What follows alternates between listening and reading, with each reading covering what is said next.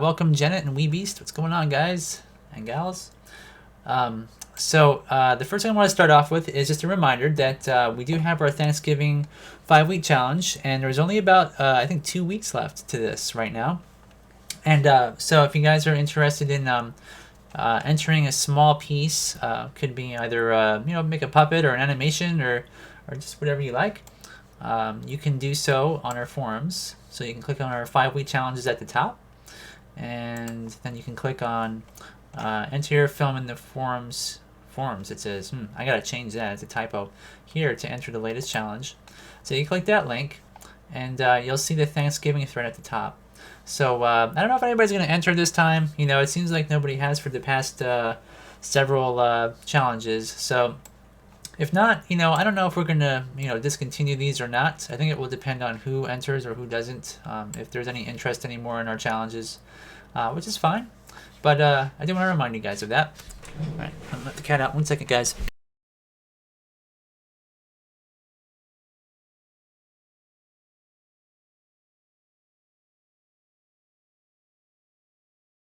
Time I sit down and start talking, my cat wants to leave. All right. So, anyways, so that's the first piece of news. So, anyway, the challenges are kind of fun, and I know that, like I said, it has been busy for everybody lately, and that's fine. I think it has been kind of a hectic year for most people that I've run into with, especially with school. A lot of people that have been entering challenges in the past have had a lot of college work to do, and that's totally understandable. So let's move forward. So we are going to add 2 new articles. So if you guys are familiar with Metal Mad Cat, he's been kind of more active in our website lately, and he's got 2 articles that he wrote. One which is quite extensive, and I can give you guys a sneak peek. So the first one is called A Story Yet to Be Learned, and this is actually quite an extensive article. In fact, I just got finished reading it just before I started the live show, and it's very good. It kind of goes over the trials and tribulations of the history of stop motion and how technology has really changed the playing field for most animators and people that have sort of strived to make stop motion films, and how CG and technology have sort of been seen as like a silver bullet, like a solution for everything and every possible thing in terms of storytelling, which is really not true. And I mean, just the fact that you can tell a story with drawn animation, with clay puppets, with foam rubber puppets, or silicone puppets, or plastic puppets, or Lego toys, or anything really. You can make a story and use any kind of medium you like. So this is something that is really kind of an interesting read, and I think most of you will find it, although it's long, you'll find it very interesting and engaging. And the other one that he wrote was Where to Begin Your Stop Motion Journey. And so it's just kind of an overview of how to kind of get going, where to go on the internet. For example, stopmotionanimation.com is another great site. A lot of great people there. The Golden Rule. So he goes into research and also tips for your first film. So basically just a beginner guide on how to get up and running if you're new to stop motion. And these, I know that we do have beginner guides on our site, and they're kind of all over the internet and on YouTube and everything, but a lot of people are brand new to stop motion that have come to our page, and so these things are extremely important for beginners. So it's always kind of good to repeat yourself. I know that I repeat myself quite often, but that's simply because I never know who's watching my live shows, and most of them, people that are visiting YouTube are a bit younger, So yeah. So what else? Now we do have some news. Hoser Lou wrote this piece on our site, and it's called Guillermo. Well, I'm just going to say Del Toro because I always get his name wrong. Set to direct, write, and produce stop-motion animated Pinocchio.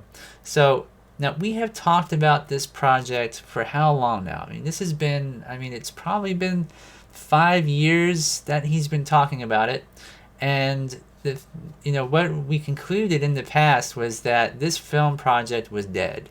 And he said that, I don't have any time to make this film, because it was actually asked, I think it was like last year, somebody asked him, is that project going to move forward? And he's just like, nah, I don't have time for that. I want to make these different projects, and I've got all these other ambitions.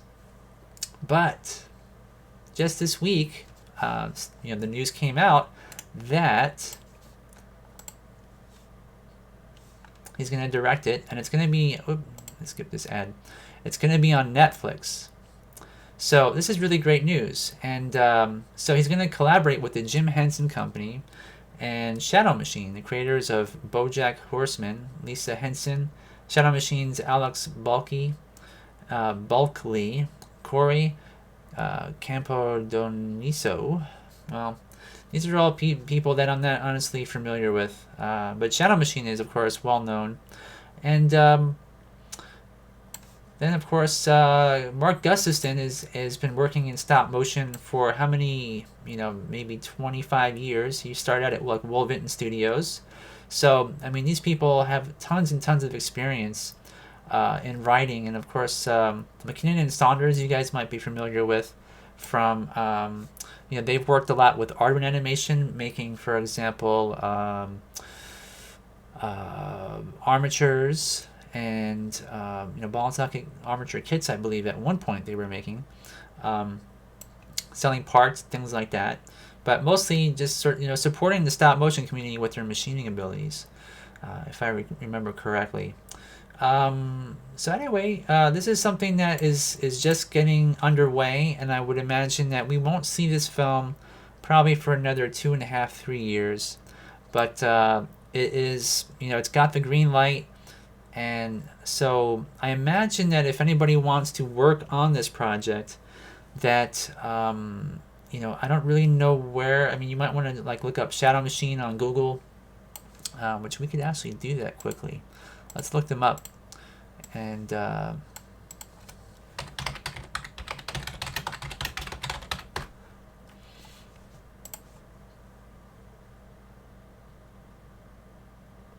so they are just at shadowmachine.com. And so they have actually their announcement right here on the front page. And let's click it. Hopefully it doesn't go to, oh, okay. So, okay, you got to scroll down to read it.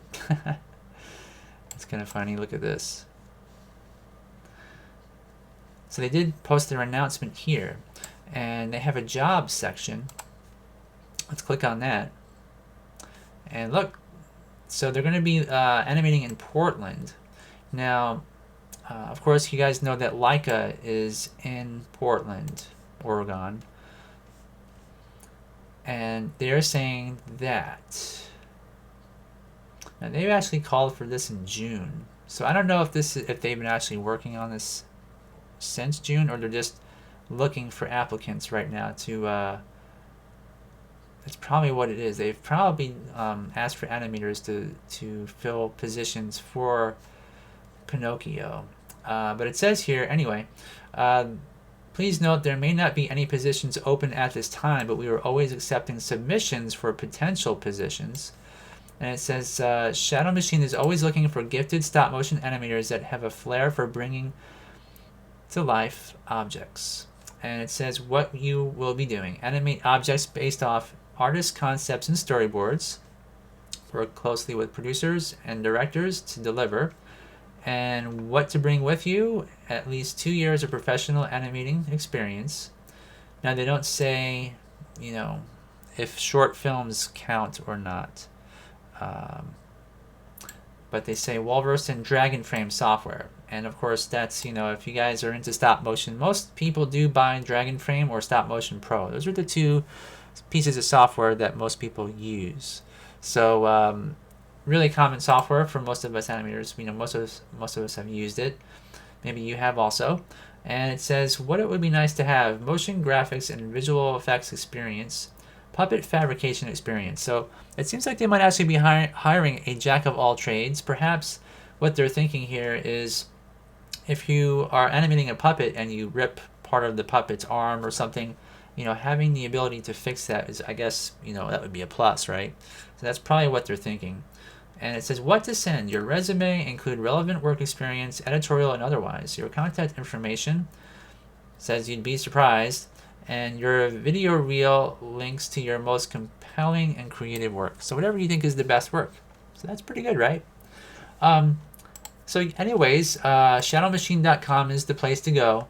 And they do have a contact section. They have a Facebook, Twitter, and let's click on their contact.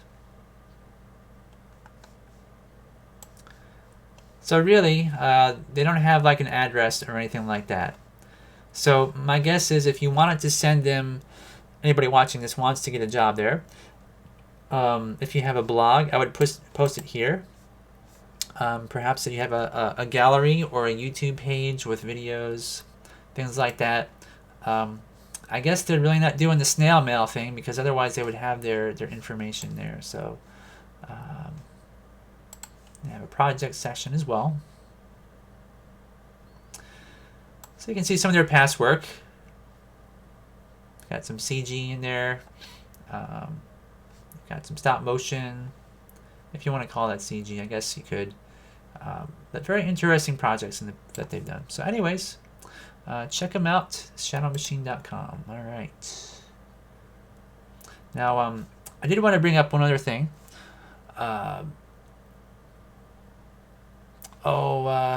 So in the comments, Janet is mentioning Semaphore Studios. They're at a Polish stop motion studio. From what I understand, they were having some sort of an auction of their puppets and things. Now they made Peter and the Wolf, I believe, was probably one of their most popular projects. Let me see here. Let me bring that up.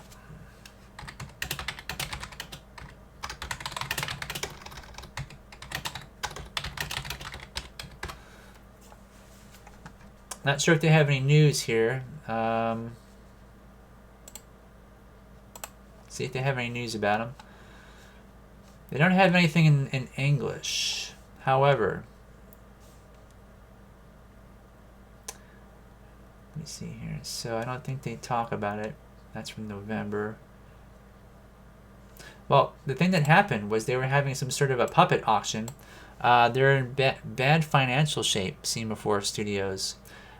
We actually used to sell some of their armature kits in our store, and they sort of discontinued making those. So they had this auction for puppets and probably props and set pieces and all that from their Peter and the Wolf project. And so here's some photos you can see of what that film looked like. It was out, I guess, maybe like 7 years ago, maybe somewhere around there. And so what happened was they were in dire straits in terms of finances and stuff, and so they came in and they took some bank, I guess, came in and took all their puppets and all of that just because they couldn't make ends meet. And so probably unfortunately this studio is probably gonna fall apart. I don't think that they can keep it going from what I've what I've heard. So yeah, very bad news for that studio in Poland. And yes, we talked about Del Toro and Pinocchio. Yep, that's what we were talking about. And very good news, of course. Now I did want to bring up something that I read.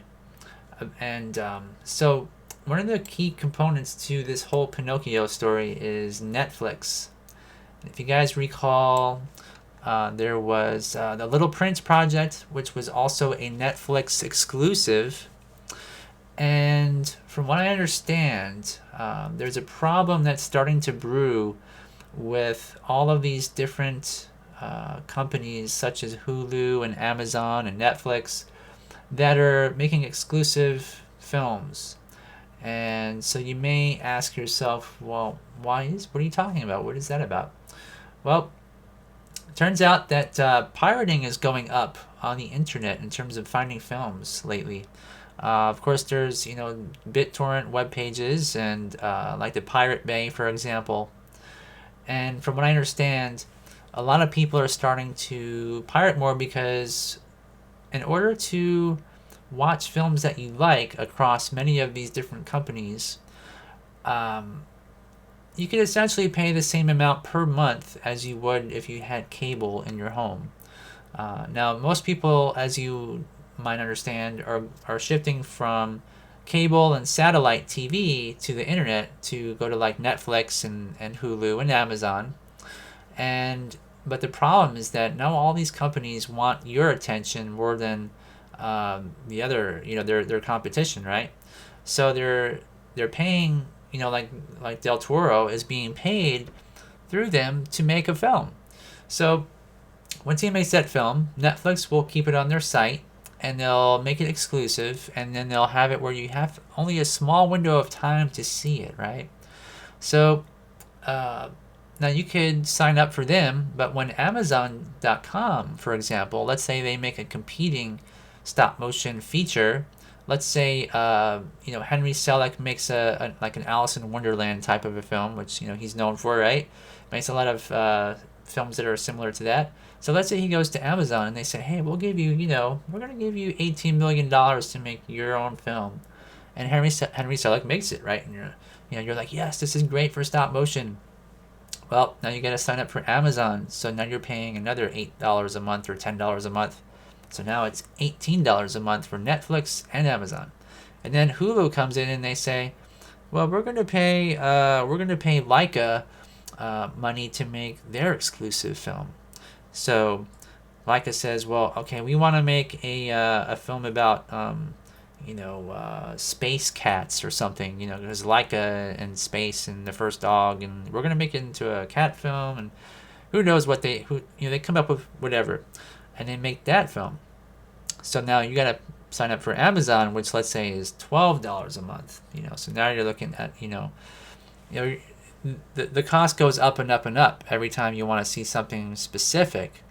So people, what they're doing is they're going to all of these different pirating places, and they're just downloading the films because they don't really want to pay so much for all these different platforms.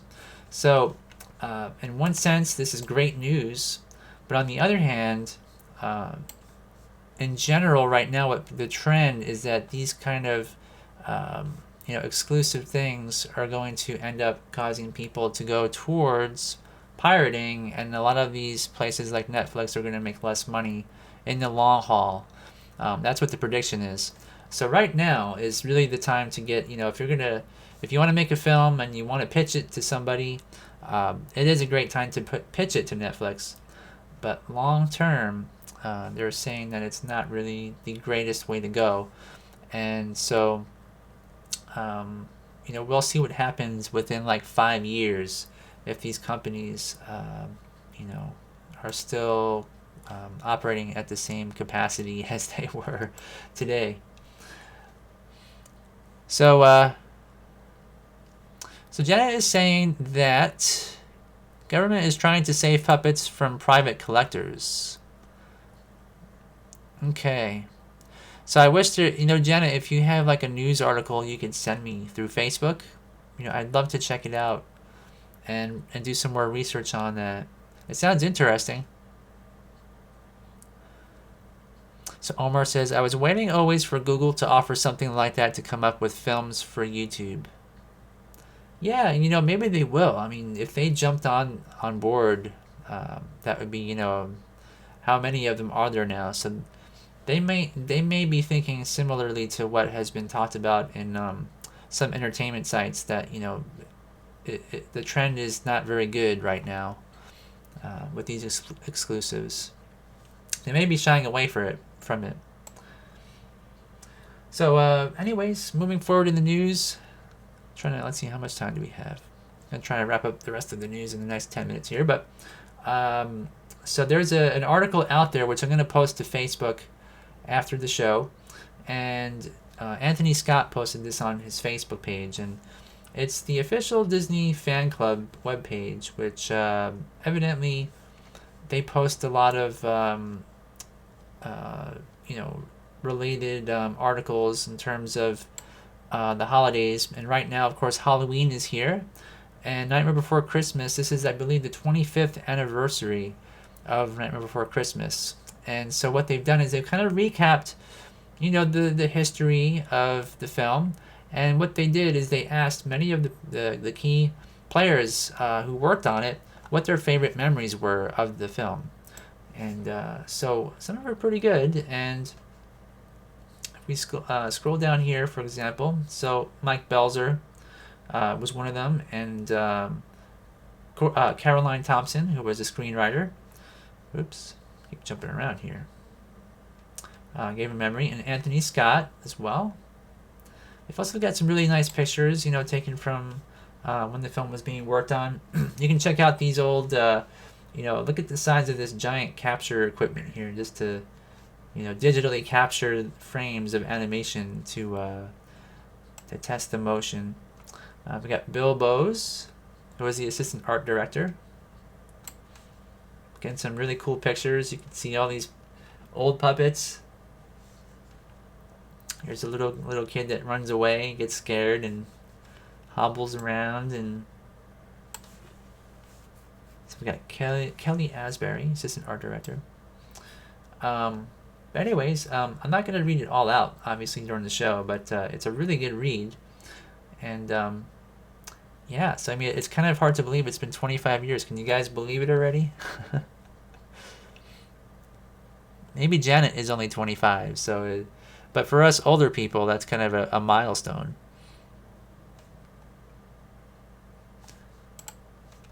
All right, so moving forward. So in the forums, Dan Metal Mad Cat and I were kind of talking, as well as Mr. Forrest, about 3D printing and digital and virtual reality in this section there about a program called Smodo, which I'm going to play this here in the background.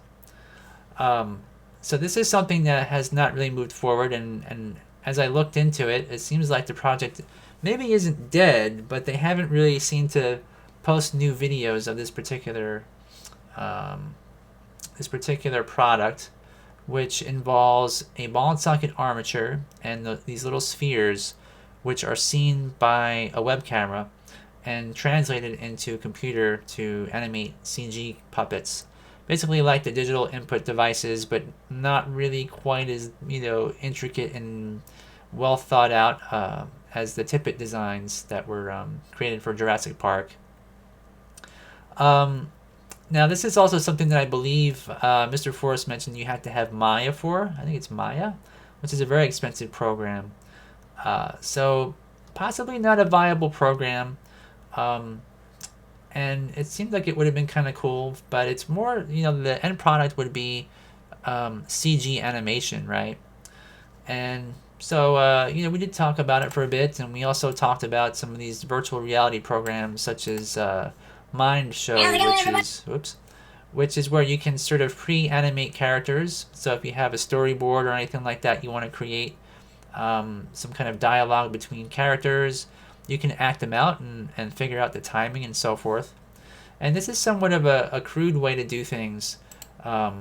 It's where you walk around and you can't really like animate your legs or anything like that, but you have your hands and your head, and you can sort of move your camera around and move different characters where you want in the scene. It's also limited to the number of environments and everything like that. But I always thought these would be really great ways to pre-visualize, for animation and to do animatics, in a quick way. Something that wouldn't, because you really don't want to spend a lot of time doing animatics. They've also got full body motion capture, which I can show you here what that looks like. So this is using an HTC Vive, I believe, on this person on the right dancing, and this is in a program called VR Chat. And all their emotions are translated into the character. And so you can essentially, you can dance, you can walk around. If you wanted to create an avatar that's a monster that matches your stop motion puppet, in theory, you can actually do it. Of course, it would require the creation of a digital character to do that in a program such as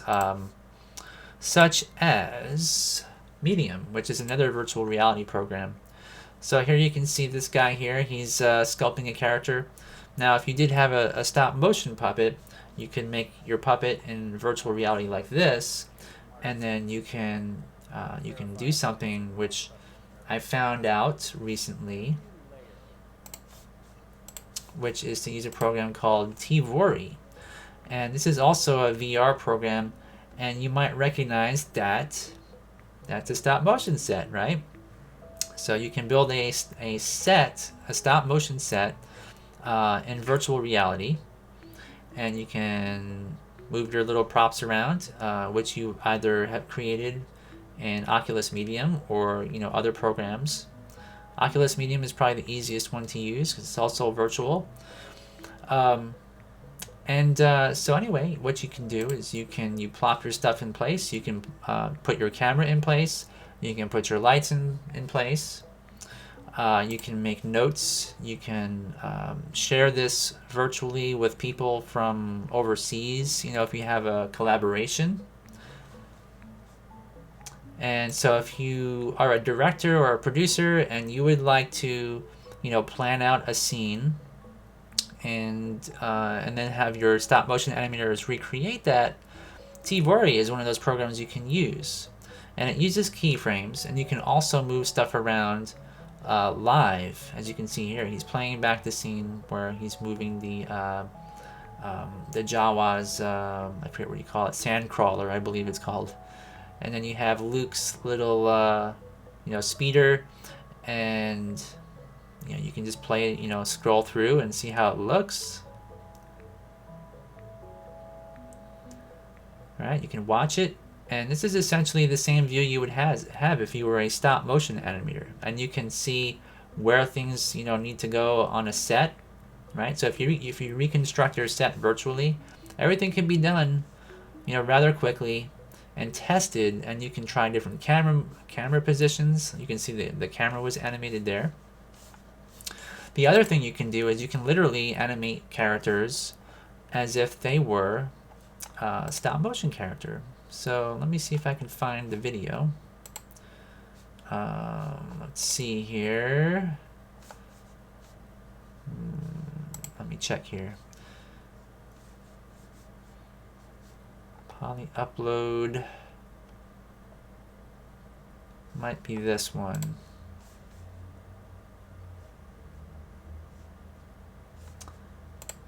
Where is the video? Let me see. I got a puppet tutorial here.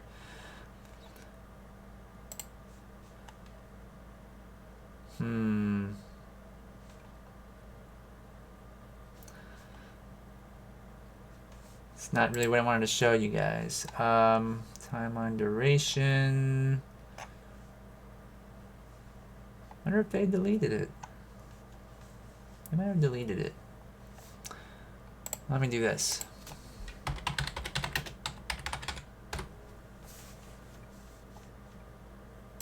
Okay, I believe this is the video. Yes, it is. Okay.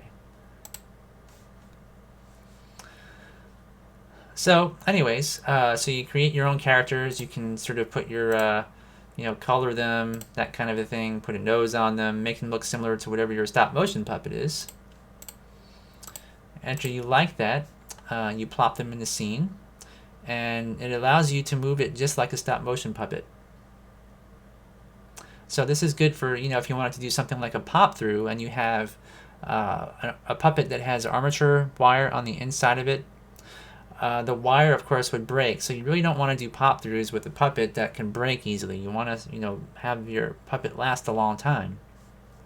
So after you've sort of set up your characters and your lights and everything else that you would do in a stop motion production,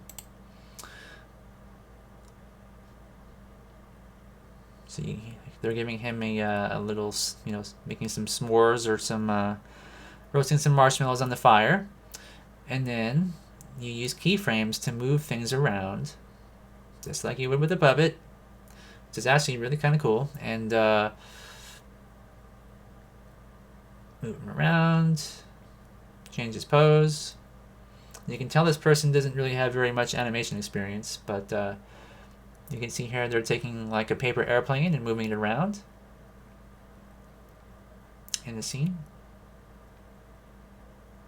And then you play it back, and it's very instantaneous, very quick, and it's just a really great way to cancel to plan out your stop motion films using virtual reality. So I'm probably going to add a little article about that on the site at some point, which maybe I'm going to do that tonight after I add Danny Metal Mad Cat's articles.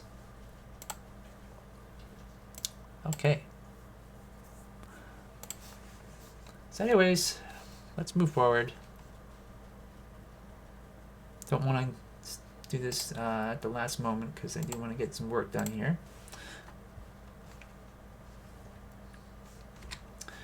But what do you guys think about that? Do you guys think that if you had a virtual reality headset, that would be a helpful thing?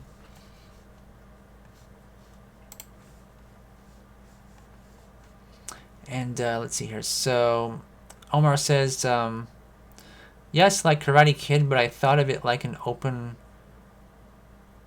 worldwide TV, not another account shop. There should be a version for Blender. Oh, so I think what Omar is referring to is they had, I guess it was the latest Karate Kid, where YouTube had created or paid for them to do that, which is true. I had forgotten about that.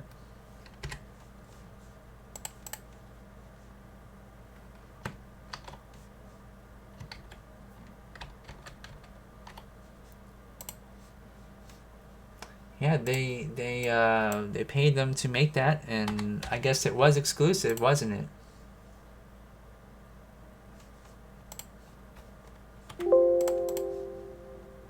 Oops.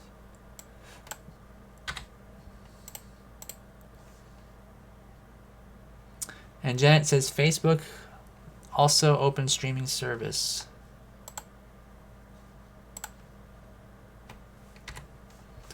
Yeah, so what do you guys think is the best one? I mean, personally, I like Netflix. That's what I like most.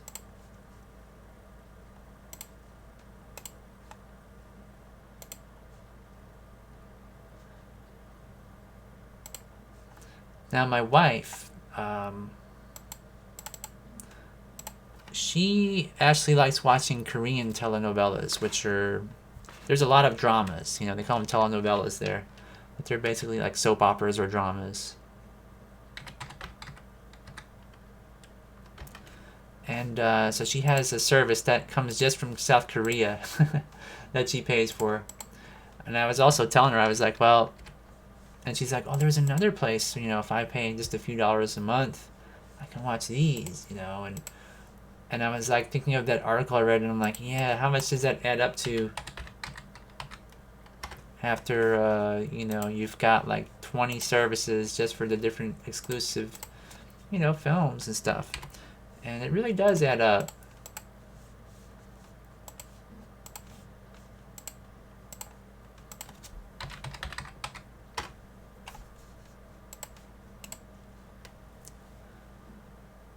And Omar says, I tested something of VR. I test something of VR simulation for the MD surgery trainee. It feels really weird with an advanced tactile simulator done with sound waves. Oh. Sounds interesting.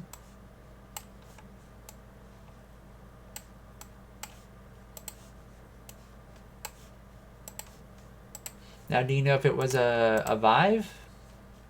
Or was it like a an Oculus Rift, or what did you use?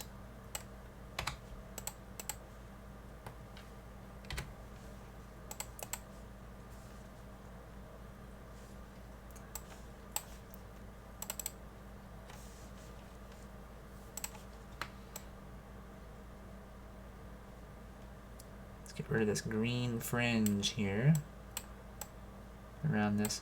If you guys are wondering what this is a little flower that goes in this character's hair. See if I can show you a picture of her. There's a little flower that goes in her hair, but there's only one flower, and it's going to be stuck on her head.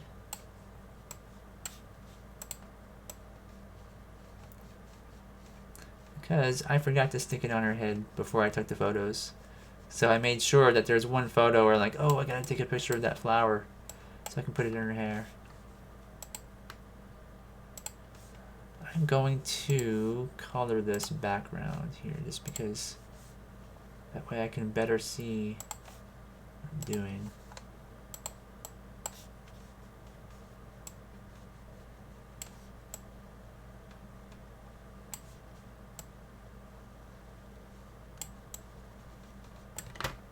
Oops, too much.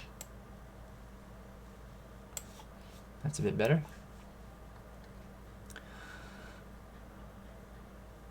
Ah, okay, an Oculus 2.0, cool.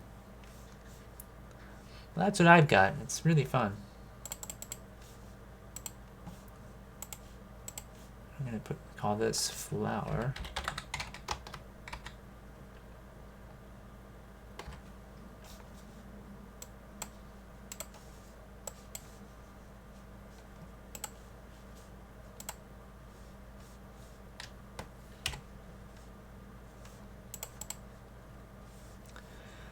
So Next Gen Sci-Fi says, oh, well, let me go back here a bit. Omar says, by the way, I'm giving away music for free for shortcuts and stuff. That's cool. Just for to kind of help people out with their films and everything, or to add to their films. That'd be nice. I mean, if you have a link or something, and you'd like to, post the link, feel free to do that, like in the forums or someplace on the site, so people can find it.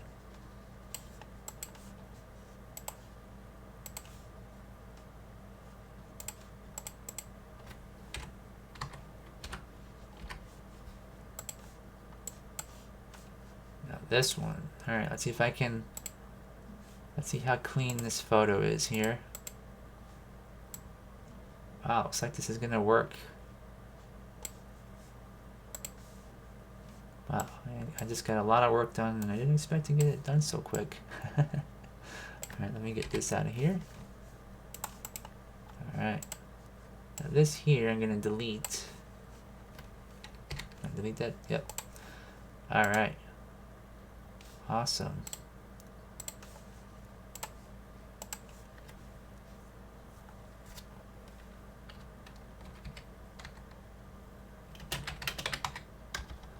Body, arms, and mouth. Or mouths, nests. Okay. Now the other thing I need to do is I've got the little kid, who is to the side. So I'm gonna extract him, and that's gonna be the next thing I do. So Next Gen says, have you ever tried to achieve a hyper-realistic Harryhausen stop motion? Do you think stop motion claymation could be relevant again in the future that can hold up to CGI? And I have tried to make a T-Rex puppet that was really realistic, and I used Super Sculpey Flex to make it, and the sculpture came out really great, but unfortunately the Super Sculpey Flex didn't flex. It was just too what's the word, like, it was too stiff. I couldn't animate it, unfortunately. And I've made some other puppets that are kind of similar, but never had any success, because at the time when I was younger, I didn't have the materials to really make a good one.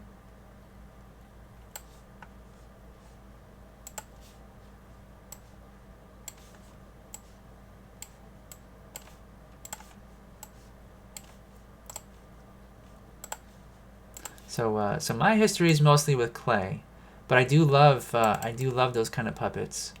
Now Ron Cole is somebody that has done a lot of those, and he is really great at it. And you're asking, is it viable, sort of, when you put it up against CGI? And the answer is, it kind of depends. Depends on, for example, what the storyteller is going for. If they're going for something that's surreal or realistic, like if they want to go for hyper realistic, most producers and directors are going to say, well, CG is the way to go. Now there are some animators out there that they've convinced themselves that stop motion is viable for that kind of stuff, and I tend to agree with that only because I'm kind of biased.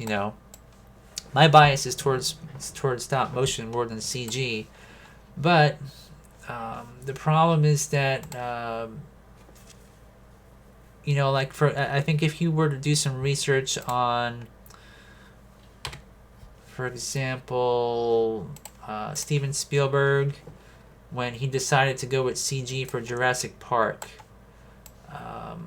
he just thought that and I thought Phil Tippett's, the animation they did with that T-Rex at Tippett Studios was like the best stop motion ever in the world, and I loved it. I thought the tests that they did were just tests, and they didn't even have puppets that were super cleaned up or anything. And to think that it looked that good and Steven Spielberg didn't like it, that's kind of what I think we're up against in terms of trying to make stop motion, to bring it back into a feature film in that kind of capacity. It's really the producers and directors that are, I don't want to say they're a hindrance, but they're the roadblock that requires convincing, that it is viable. And, so that's really the thing. And so there are people that are trying to, of course, do films in that way today. You'll notice like the Primevals, Chris Endicott, I always get it wrong. He helped to finish David Allen's Primevals film, and most people today would kind of look at it in the way that most of us would look at something like a guy in a rubber suit or something. It's kind of gimmicky looking, and so today's audiences are just they have a different way of looking at things and seeing things, and their tastes have changed over time. And so most of us that grew up with Harryhausen and Will Vinton Studios, or Willis O'Brien, like if you're a fan of Willis O'Brien, of course King Kong is awesome. And I think even to this day King Kong is awesome. And I think that Willis O'Brien was able to put like a ton of emotion into a rubber puppet, and you can just feel King Kong as he's being shot at by the airplanes on the Empire State Building, right? But not the majority of people don't feel like that, unfortunately. So Omar says, I just started posting, I guess, his music a couple of days ago, but I'll try to update it almost every day. And where should I place the link for you? Well, I mean, if you want to post it on our webpage, maybe in the forums. So let me go here in the forums, and where could you post that? Wow, well, we don't really, I don't know if you can say we have a place for it. Work in progress. Well, I mean, work in progress creations might be a good place, and you could maybe perhaps post it there and just say, hey, we've got I've got some free resources, or we could even make an article on the site. Like if you plan to keep those up for a long time, someplace in a place that it can be downloaded, we could. Oh, okay, it's on the network. Let me check. Free music, cool. Okay. Well, that'll work. I mean, it's right there for people to see. Although, as time goes by, it's going to be pushed to the bottom of the page. So how about this, Omar? If you once you create a bunch of music, do you want me to post an article with links to it, where people can get it, and that way, it has a permanent place? That might be a good way to go, because we've got in our tutorials and articles, we have like a free download section. right? So there's some capture software, there's some PDFs and like 3D printing, puppets, so you can like get all the files there. Maybe this session would be good for that. And Omar says it's done with AI, so it costs nothing to me. It's part of my dissertation, and those are the first results. Okay. Wow, that's cool. Artificial intelligence. That sounds really interesting.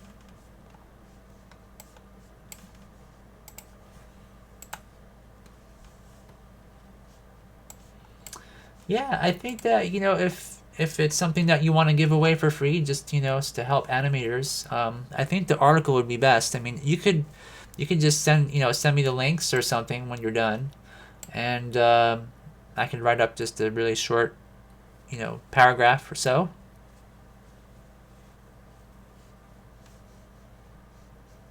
Let's see here.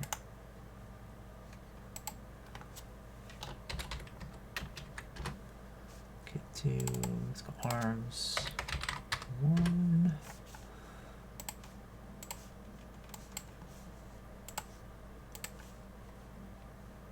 Arms 2.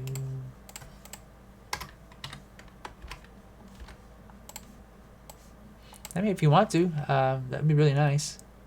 Janet mentions that she's disappointed what Disney wants to offer for a streaming service. I don't really know anything about that.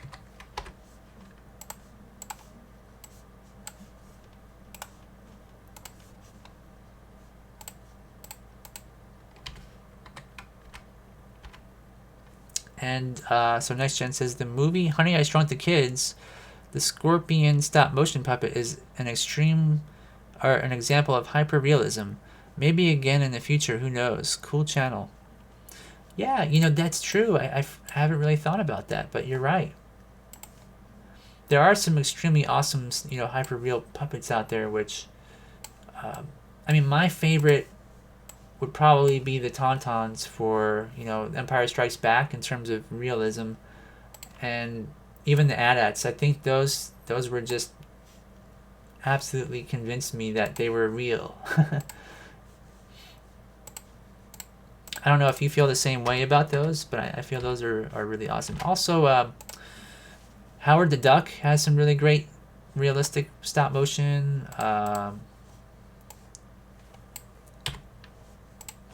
Willow also.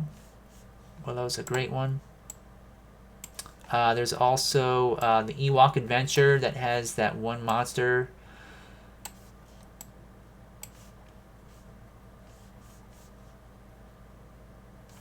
Let's see here. I'm going to do something with these. I'm going to...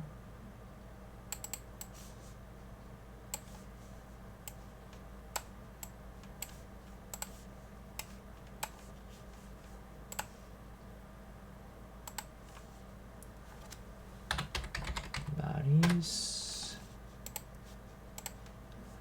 Alright, now we can focus on these heads. So I need to make 1, 2, 3, 4, 5 of each of these.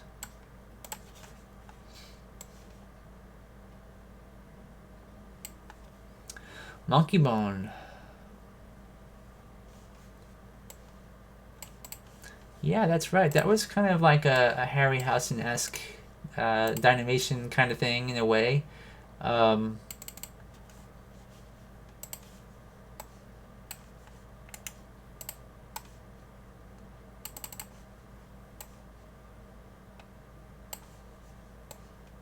do this. Oop, wrong one.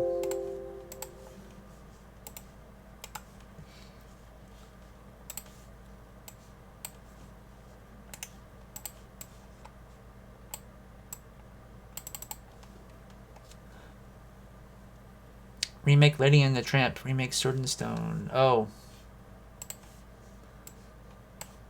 Are they going to do that?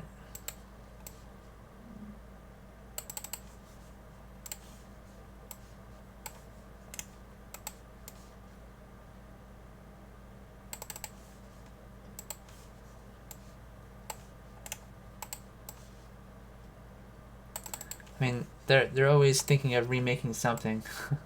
Which is, sometimes good, sometimes bad.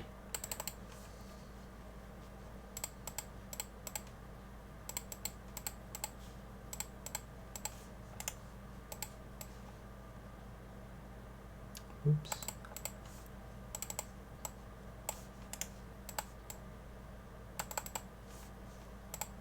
So if you guys are wondering what I'm doing here, I need to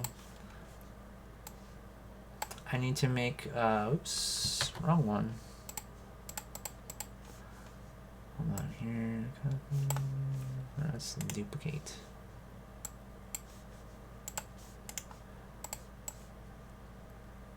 Put this one here, duplicate, that one there. Where is this one gonna fit? Maybe here. There we go. It's a little bit tight though. Let's put it over here, maybe. Do that.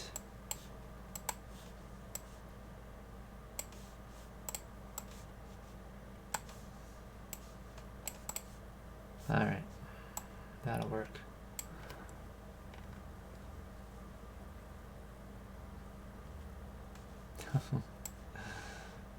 Okay, so Brian is saying do not get me started on Monkey Bone. Get some of those animators on here too. Yep, that'd be nice.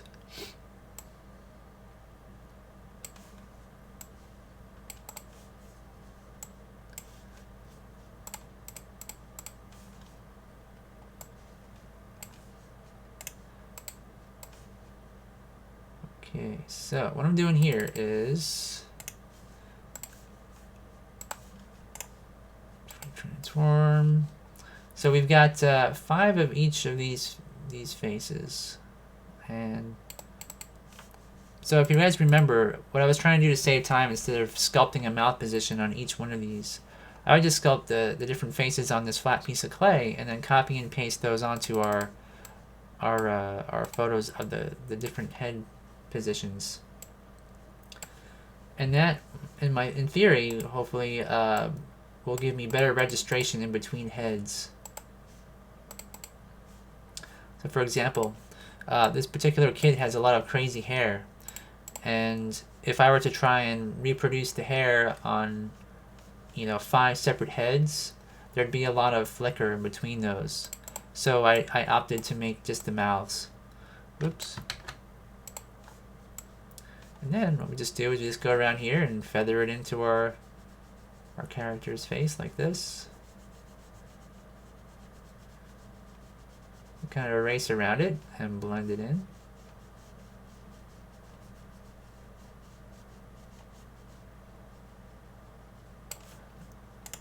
I might actually be able to give this some opacity and do an even better job. But what I'm going to do is I'm going to duplicate that first, and then change the opacity. Then on this layer, I'm going to erase all of this around here so that that central O looks good, the O shape. There we go.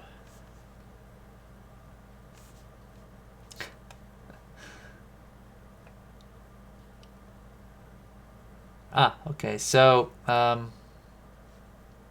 Brian says, I'm listening to you but have bunches of stuff open. Get Paul Harrod as a guest on your show to talk about Isle of Dogs. Gotcha. And so Brian, yeah, Isle of Dogs. That's been really a trending topic in stop motion, and I don't think I've even really talked much about that really.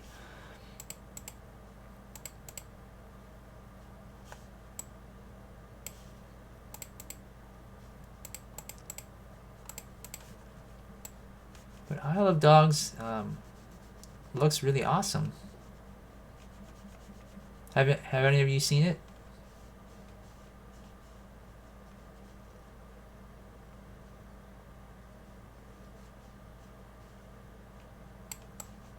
I still have not.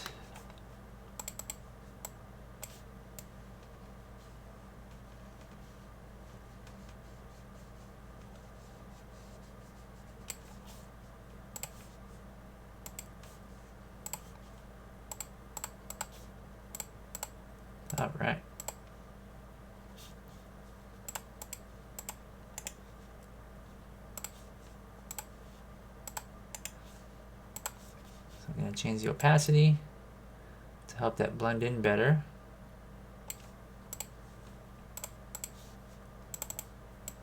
And on this one, I'm going to erase all this stuff. Oops.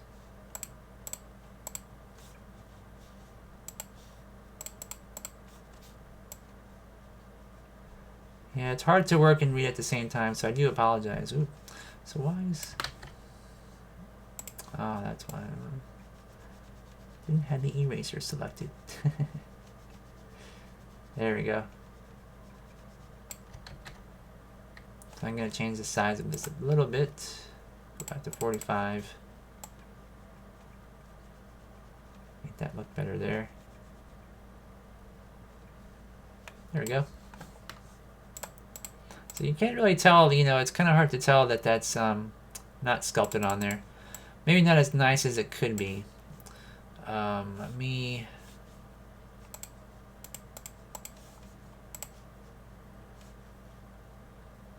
Brightness and contrast. I'm going to change the contrast a bit. Does that help? That's better. This one I think as well, I need to do that.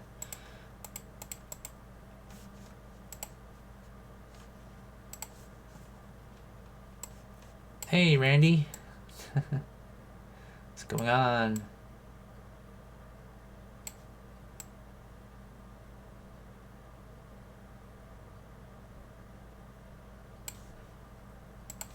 So let's see if I can erase some more of this here as well. There we go.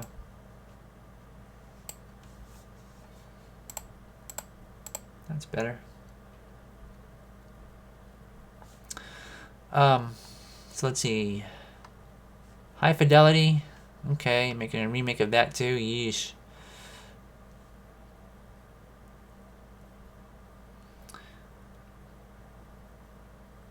Not facing the other way. Yeah, yep. But I'm not going to do it like that. I'm not really too worried about it. In fact, like if you ever watched the Halloween, Wolverton's Halloween claymation special, the mouth always faces forward.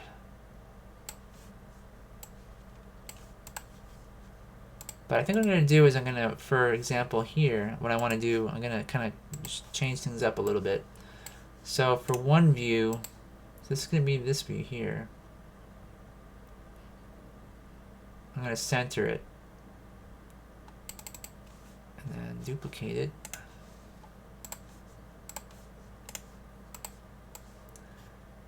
And then for this view, I'm going to probably go like this. I don't know if that's going to look right though.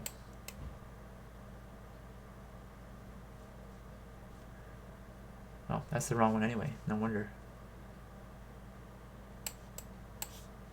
Zoom in a bit.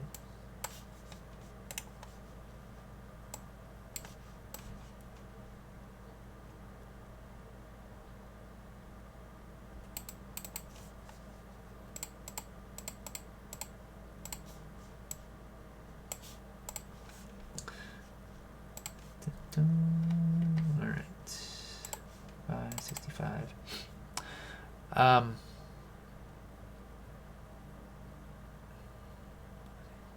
So Brian says, fantastic. Mr. Fox Mach T00. And Weeby says, I saw it in the theaters, I think you mean to say 3 times. It was worth it. Cool.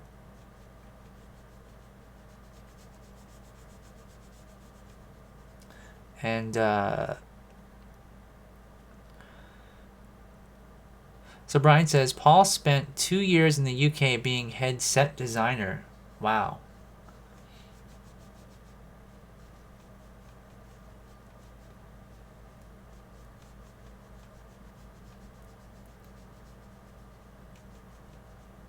That is a long time. Wow, this kid's gonna be a bit goofy looking. Alright, see if I can clean this up a bit. Although this matches pretty well.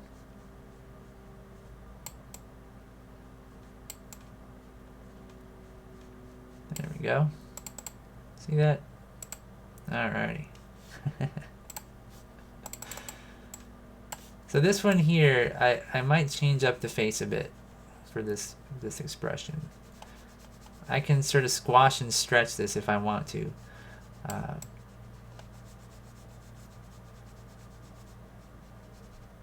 So let me go to free transform. Let's just see what this looks like here.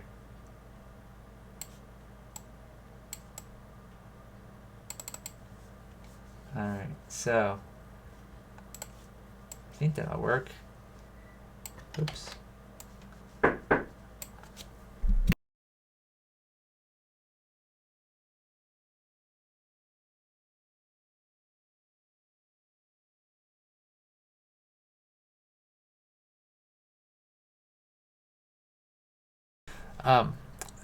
Hey Mats, what's going on? All right, I guess see you later, Brian.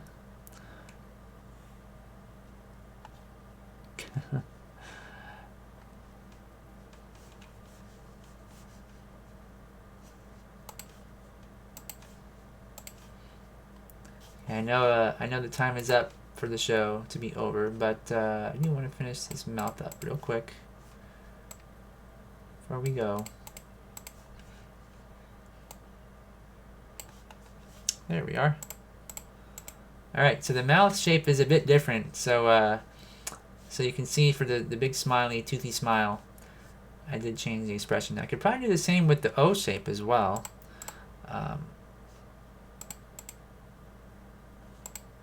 This here, something I don't like about this.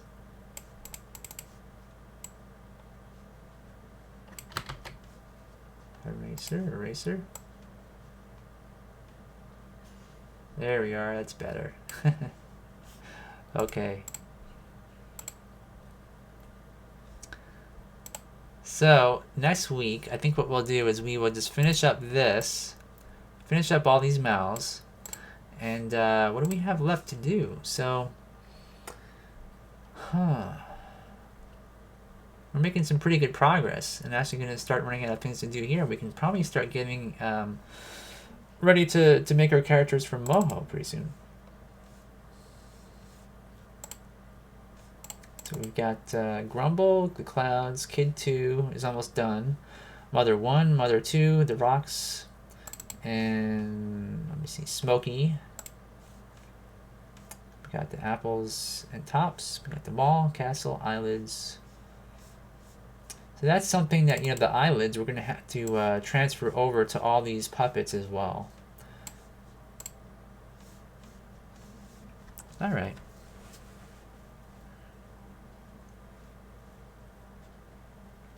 Well, anyway, yeah, Brian, if you want to speak to me sometime, just let me know when, and we could either use Discord or, email or, whatever you want, Skype.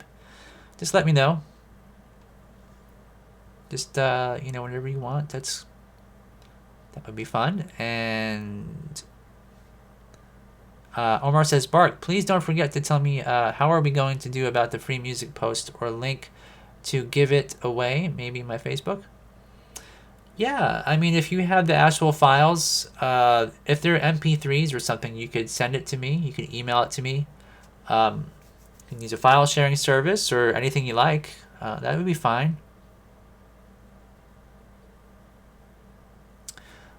Do we have a show on Halloween? Let me check. So is the 31st on a Wednesday? It is. That's a good question. I would say 50-50, only because I'm not sure if my son is going to go trick-or-treating or not. Depends on if he wants to trick-or-treat. So I'm not sure if we will have a show next week, guys. That's a good question. And Brian, yes? Are we done? Yes, we're done. I just wanted to make sure I told Omar, what we can potentially do. So Omar, if you want to email me or send me a message on the site, either way, that will work, or through Facebook if if we're friends. Okay. hopefully that will work for you. I'm going to quickly save this as cube heads. And then I'm going to put on here in caps like need to finish house.